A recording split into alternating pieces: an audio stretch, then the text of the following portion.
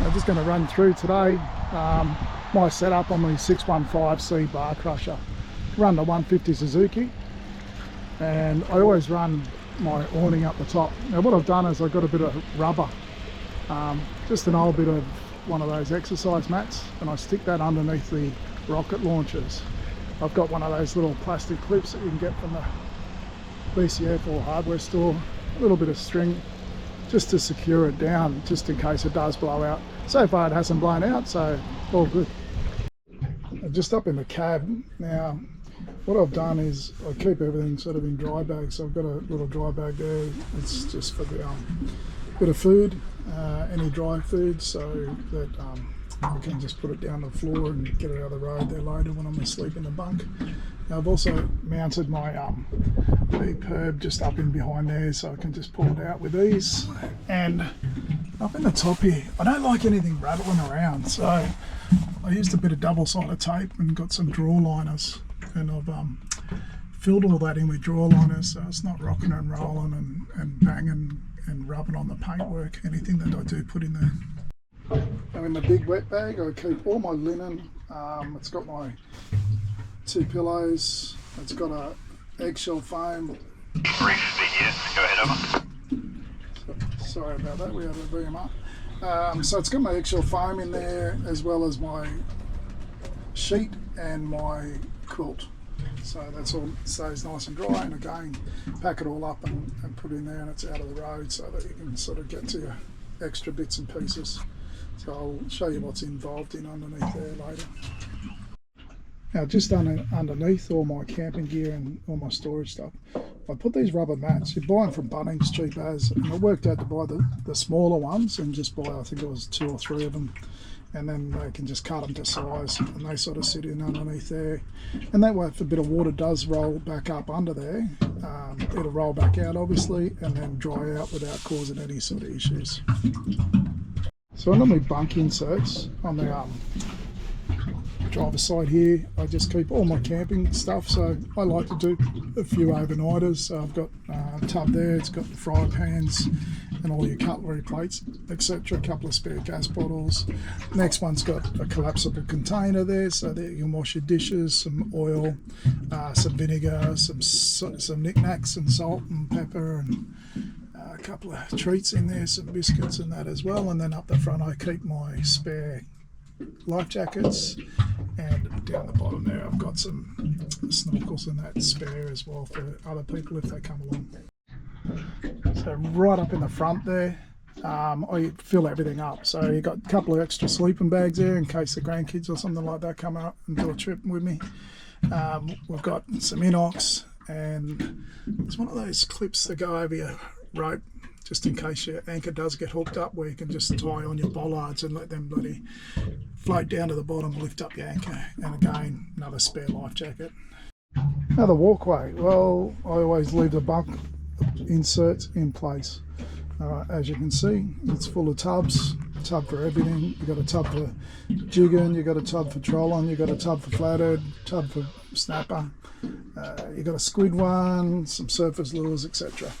Also on the sides I do run the draw liner, just to protect the paintwork again, just so when you do go to resell the boat, it's all looking in pretty good condition.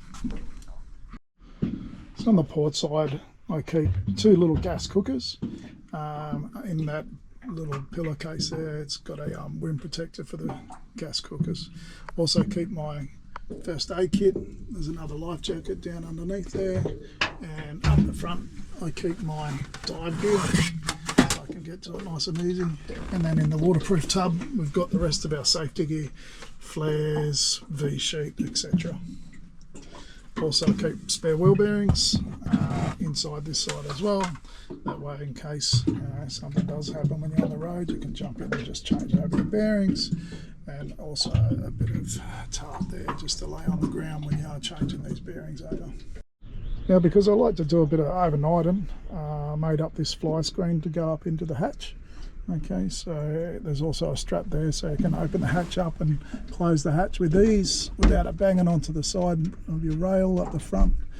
Now I made a couple of these little legs, okay, put a groove in the bottom, a couple of chair stoppers on the rubbers on the bottom and top, and make sure you put it on a bit of string, because as soon as you bump it or something like that, it actually falls out and rolls down and overboard, and I lost a couple. So 16 mil conduit, that's what it is. Tuck it in, tuck the fly screen in, and then at the top you have a couple of little pieces just like. Now that's how the screen sits in place. Nice and easy, and you get plenty of breeze in through there. And make sure you just, the tag end down the bottom's a bit longer so that it just falls down and stops any mosquitoes or march flies or something like that getting in, because they're pretty well known for it here on Fraser Island, these march flies. Now I'll show you what I do at the back here. Notice having a fly screen at the front there and just having all the back open. So what I do is I get a bed mozzie protector, the ones that you hang above your beds, you know, that you can just place above your beds at home. So I've got that, and I'll show you how that sort of fits in. You just tuck it in up under the roof there when you've got this hard top. Bloody march fly bite me now. And then tuck it all in around the sides and that there, so that's just all in place. So that's it for overnighting. It's a mosquito net. You just got a little access area here where it's got a split in it. Just make sure you keep that doubled over. But it works perfect, you know, like it just folds up into the ceiling. Just tuck it in around the sides. Either side, just tuck it in, hold it down. A couple of water bottles normally do the trick. And then, yeah, Harris scarf, I think I got that from. Same as the eggshell, the blue memory foam eggshell for the underlay. Pretty cheap there. Always got a sale on. So that's it. Bed's ready. Mosquitoes, march flies can't get in, and I give it a spray with some mozzie repellent half hour before I'm going to jump in, just to make sure that there's nothing that's got in while I was setting it all up there. So that's it. You can see you got your wet bags, can sit down the back of the boat out of the road, chuck them in wherever you like, because they're wet bags. Now when I purchased this boat, I noticed, because I had these extra rod holders here, my rods and the reels were sort of clanging and banging on the sides there of the gunnel, so I didn't want that to happen. So I got onto Boat Flooring Australia. Good guys, just measure up what you want, tell them where you want it, and they'll post it to you pretty cheap as well, you know, and it just saves the gunnels from being damaged. Same on that side, just fish ruler. Again, protects your boat. My boat came with these 290 litre Icy Tech coolers. Now I just use one basically for the fish and bait and for extra ice. So that's all full of ice. 2 3-litre water bottles just filled up with ice. So that's all the bait side. Keep it in a tub so that any juices just go in the tub and don't go into the esky. And then the other side, I just keep that one all for food. So again, full of ice.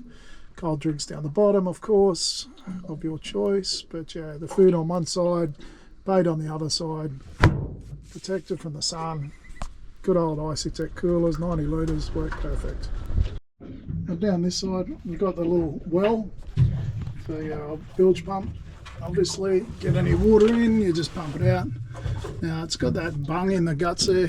I found it a little bit hard to unscrew that. It's sort of the bung itself was sort of twisting and bending and that.